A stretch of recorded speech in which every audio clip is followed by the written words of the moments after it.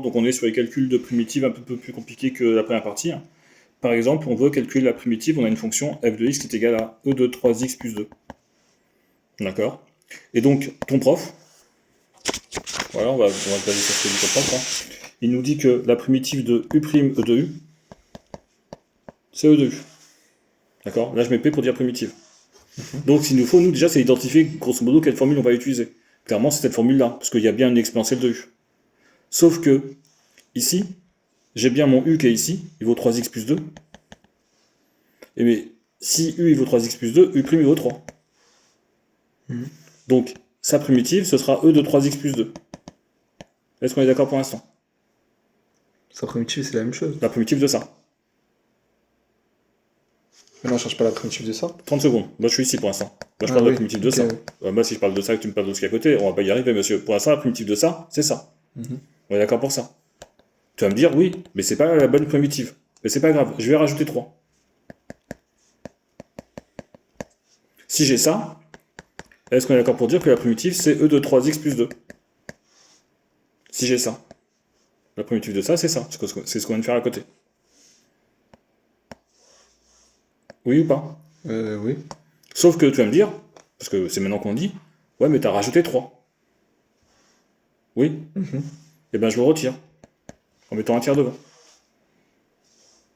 C'est une constante, hein. Elle est en multiplication, je peux la garder. Ça y est, j'ai fait ma primitive. Ok. D'accord? J'ai créé ce que j'avais besoin pour faire ma primitive facilement. Et j'insiste, hein, c'est ton prof qui te donne cette formule-là, hein, c'est pas moi. Il te dit, il me faut u' e de u pour que ma primitive soit égale à e de u. Si j'ai pas u' e de u, je peux pas le faire. Donc on a créé u' de u en rajoutant un 3 et en enlevant aussi. Là, j'ai bien mon u' de u, je connais la primitive, et ça, c'est une constante en multiplication. Je tiens à te faire remarquer que les constantes, elles posaient aucun souci, hein.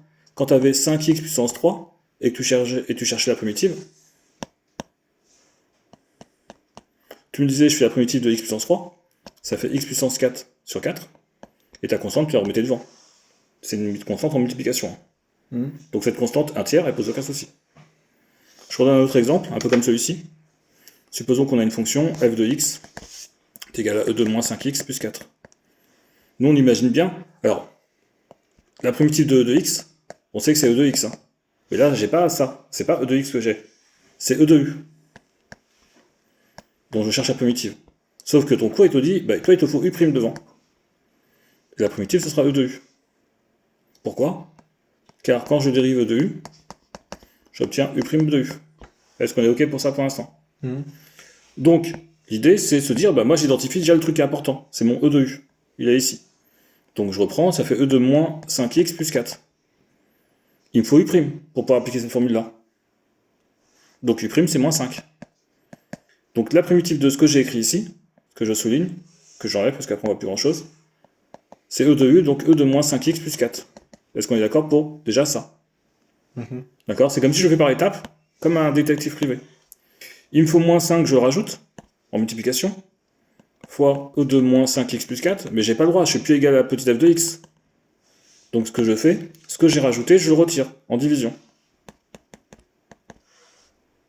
En multiplication, parce que ça fait moins, donc 1 sur moins 5 fois. Après, je m'occupe de ma primitive. La primitive de ce bloc-là, je connais. C'est e de moins 5x plus 4. Et ça, c'est une constante, je mets devant moins 1 cinquième, que je garde en multiplication devant. Est-ce que c'est bon pour cette partie-là? Oui. Je continue, donc ça c'était le... C'était celui-là, bon tu le retrouveras. F de x est égal à 1 quart e de 5x plus 9, c'est le même. D'accord, j'ai mis le 1 quart devant. Dans ta feuille de TD, c'est posé comme ça. C'est un e ici. Oh, c'est très mal ce que j'ai fait. Je refais. C'est e de 5x plus 9 divisé par 4. C'est très moche ce que j'avais fait. D'accord, c'est pareil, j'ai mis le 4 devant. Pourquoi? Parce que moi, c'est ça qui m'intéresse le plus. Je mets toujours la formule que j'utilise sur le côté. La formule, c'est u' de u. Sa primitive, je mets un p pour dire que je fais la primitive. C'est e de u. Je m'occupe de mon exponentiel. Parce que c'est lui qui me donne mon u', qui vaut 5. Et il me dit, si j'ai ça devant, je sais que maintenant ma primitive, c'est e de 5x plus 9. D'accord? C'est comme si j'étais détective et que j'avais trouvé des indices ici.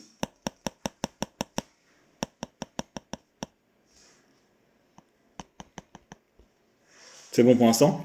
Donc, petit f de x, il me faut 5, je le mets. Donc j'ai rajouté un 5, j'ai pas le droit de rajouter un 5. Hein. Donc je le retire tout de suite. Et j'avais un quart aussi. Ma primitive, c'est 1/20.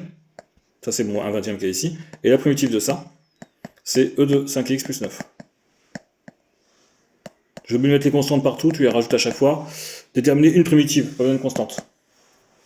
D'accord, Ok. on sait, c'est déterminer une primitive. J'ai pas mis l'ensemble de définitions, mais pour tous les 3 exercices qu'on vient de faire ici, ou les 4 exemples qu'on vient de faire, les ensembles de définitions, c'est R. À vous, monsieur.